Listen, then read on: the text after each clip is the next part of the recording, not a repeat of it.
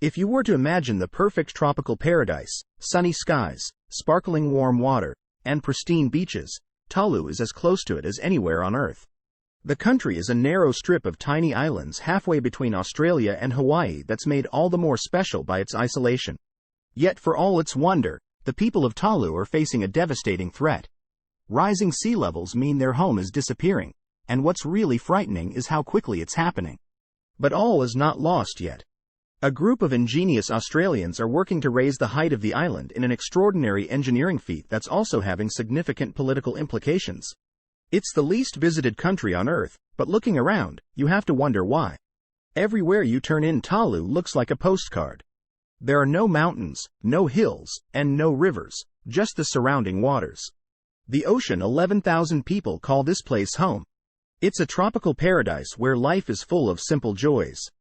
But behind their smiles, there's great sadness and fear because almost the entire country will be underwater within 50 years. For MPSE Pinu, watching his country disappear is heartbreaking. It's quite sad, really, and it's something that I'm deeply worried about, he says. Your land consumed by the ocean you love? Yeah, that's the end of Talu civilization.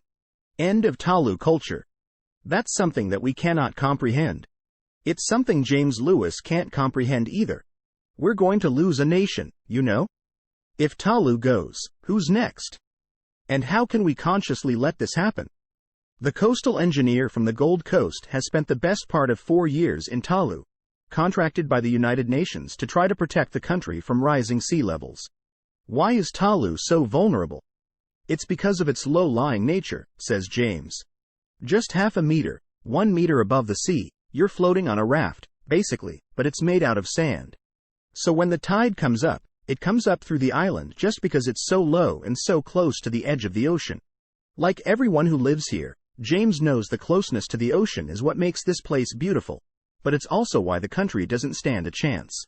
During king tides, every time the tide rises to more than 1.5 meters, you better get your gumboots because this pocket of paradise turns into a flood zone.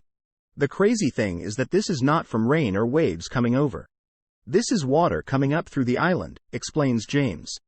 Because the tide's so high, it's coming up through the water table, bubbling up through the road, bubbling up through the island and through people's houses. Living like this is really hard for Vimiko, whose house sits right in the middle of the main island. I am worried, she says. I know these houses have the septic tanks underneath, and every time the water comes up, if you think about it, standing inside water that you know is contaminated, it's usually not a very good way to live, especially with my baby around. What Vimiko worries about the most is the frightening future ahead for her little boy. She fears that by the time Theo grows up, there will be hardly anything left of his homeland. James Lewis knows full well it's a valid concern. This is 2060, just under normal tides, no waves, no storms. 50% of the island we're on will be underwater. On monthly daily high tides, it's not long at all.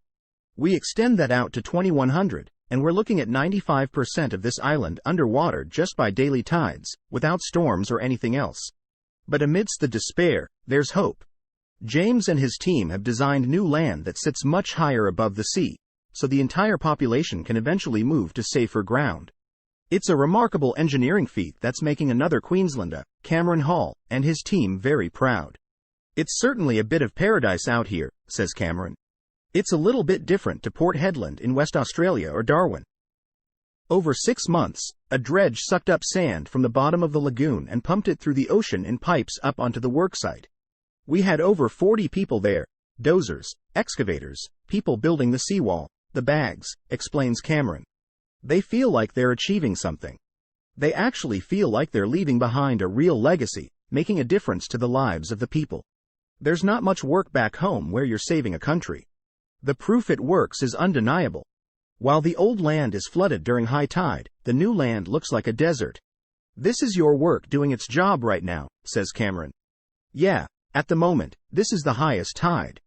We still got at least 2 meters up till the highest point there. Land here is so valuable, and we just created another 7 hectares. It's dry, flood-free. But this is only the beginning. The long-term plan is to build enough new land for everyone in Talu so the entire population can move to higher ground.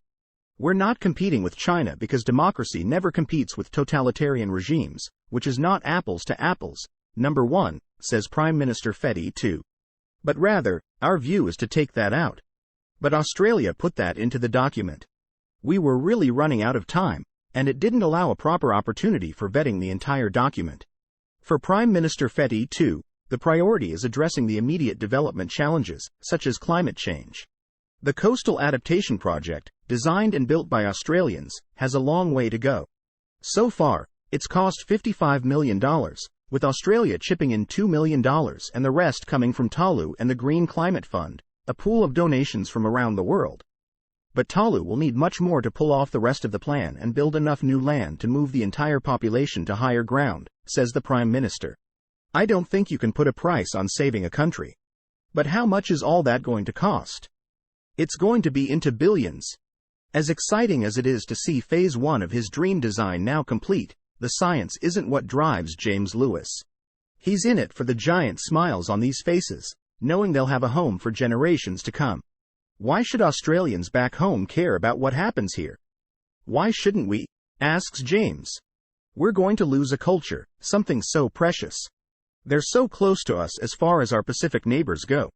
Can we stand by and watch this happen? I know I can't.